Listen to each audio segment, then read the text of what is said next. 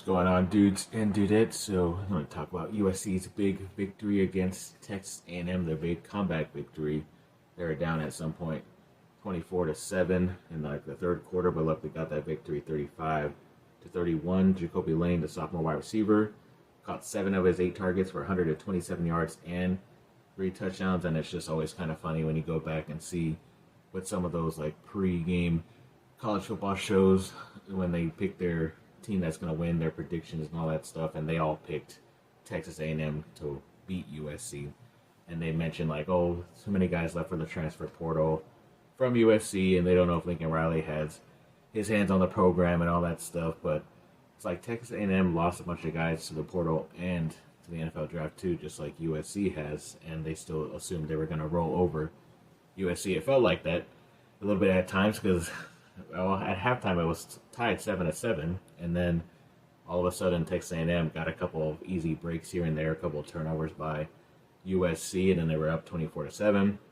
Luckily USC scored to get the momentum back and ended up getting on top, like, was it 28-24, but then Texas A&M went down and scored, and there was about a little bit under 2 minutes left, but luckily USC put together a nice game-winning drive. It almost didn't end well because they were down at the 2-yard line. USC got a 5-yard penalty for a delay of game, and then I guess that helped because they were passing the ball anyways to Kyle Ford in his final college football game for USC, and he got that game-winning touchdown. So that was awesome. Was definitely very happy and excited that Friday. But got to move on, see how the portal ends up going for USC, if they're in it for a couple guys, and also the future recruiting class. So hopefully it's all nice and going steady when it comes to the future for USC football.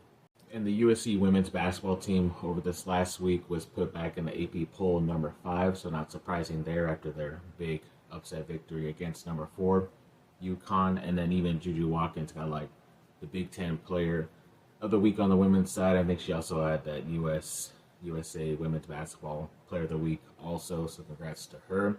And then they had a game as well this last week in their first Big Ten game against Michigan, and they got that victory 78-58 at home, which was good to see. Even, I think before halftime, Juju Watkins already reached 1,000 career points at USC. She's the fastest Trojan to ever do that in career points. So yeah, congrats to her and congrats to those ladies, and I think they get another Big Ten game coming up this week. It might be Rutgers or Nebraska. I forget, but either way, hoping to go 2-0 later in this week. And then the USC football team did get a nice commitment from one of the top kickers out there as a freshman. His name is Caden Chittenton. Hopefully I'm saying that correct, but he's a freshman kicker from UNLV. Decided to enter the portal and picked USC, and he's one of the top talented guys. I think he won like the best kicker in their conference, and it was one of their top first team all selection in their conference also. So yeah, they're getting a nice guy. They thought they had a nice guy in Michael Lance, but he was kind of up and down this year, like Dennis Lynch the year prior. But hopefully this guy stays steady and they're able to get a nice kicker for their special teams unit. And the Lakers had a couple nice victories this last week. They ended up sweeping the Sacramento Queens the other day, which is nice. But then they also had, right before that on Christmas Day, they beat the Golden State Warriors 115-113. Austin Reeves had a triple-double with 26 points, 10 rebounds, and 10 assists, and he also had the game-winning layup as well. So that was great to see. And it was definitely down to the wire in that Christmas Day game, so luckily they're able to get the victory against one of their Pacific Division opponents as well. And then speaking of that next game, yes, they played the Sacramento Queens at home, got that victory 132-122. Anthony Davis went off with 36 points, 15 rebounds, and 8 assists. Austin Reeves also had a career-high 16 assists in that game, which was great to see. So yeah, I went 4-0 against the Kings. Don't have to play them again, I don't think, this year. But once again, 4 wins in that Pacific Division. And I think right now, Lakers are like 6th or 7th in the West, which is still pretty good in my opinion. So hopefully they could just move up and make some trades here and there. And then, of course, a couple days later, they ended up making a big-time trade. They traded out D'Angelo Russell, Maxwell Lewis, and I think 2 or 3 second-round picks, something like that, to the Brooklyn Nets, and they were able to get Dorian Finney-Smith and Shake Milton. So like a Finney-Smith is more like a small forward, power forward. I think he'll probably play at the 4 now, and then Shake Milton is a point guard / shooting guard. Some very talented guys. I know I've always made like mock trades to get Finney-Smith, so luckily they're able to get him because he's a really good defender, also for his size. So he's going to add some 3-point shooting and defense, and then Milton could be a nice backup point guard. I don't know if he's going to be their starter, so maybe that's why they had to go get somebody else. And I know they have their eye on a bunch of guys in a center as well. So we'll see where they end up. But yeah, definitely looking nice so far for my LA Lakers. And the Chargers earlier in the week did sign safety Eddie Jackson to the practice squad. He was one of my favorite Alabama defensive backs coming out a handful of years ago and had some great first couple of years with the Chicago Bears. And then I don't know why, but he kind of started playing not so well, ended up getting released. I think he was most recently playing with Baltimore, but got released there. And then Chargers signed him to their practice squad, but right before the game this last Saturday, they did elevate him to the main squad because I think even safety Marcus May that they picked up a couple weeks ago ended up going out injured reserved as well, which is tough to hear, but I think Eddie Jackson is going to be a nice depth piece for them, in my opinion. But yeah, speaking of that game, they did beat the New England Patriots handily, 40-7 on the road, which is awesome. And I think Justin Herbert now has the most career passing yards all time through his first 5 seasons, beating out Peyton Manning. And then Ladd McConkey now has a single season Chargers rookie record in both receptions and receiving yards. I think he beat Keenan Allen for one of those.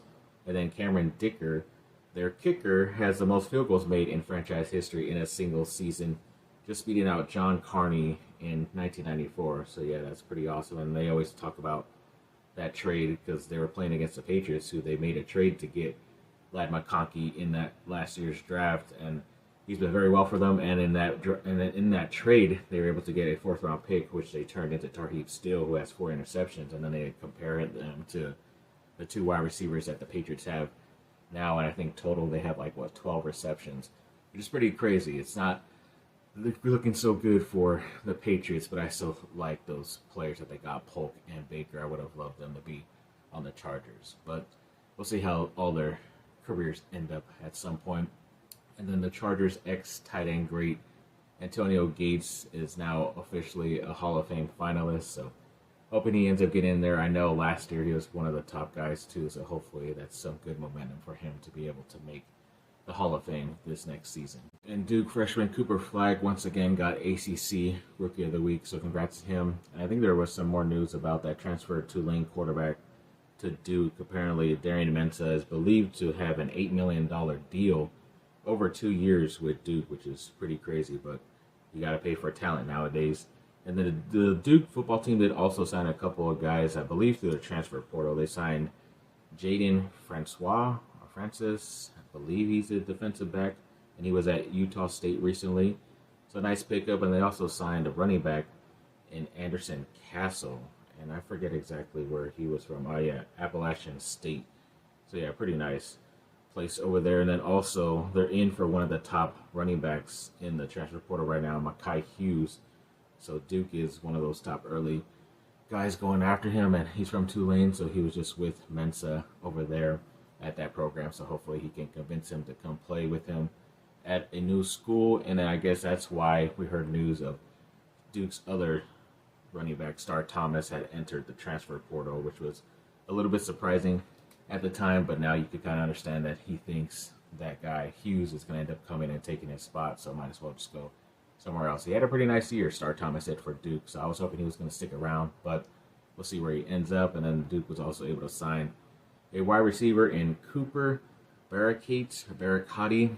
I forget once again if this is a transfer. It most likely is a transfer because a lot of those high school guys aren't really signing and committing as of right now. I think they're all still waiting for that normal February date. But yeah, if he's a transfer, I'm sorry, I forget where you're coming from, but glad you're at the Duke football program. So thanks for watching, people. Like and subscribe. Comment down below. Let me know what y'all think. Have a great rest of your day.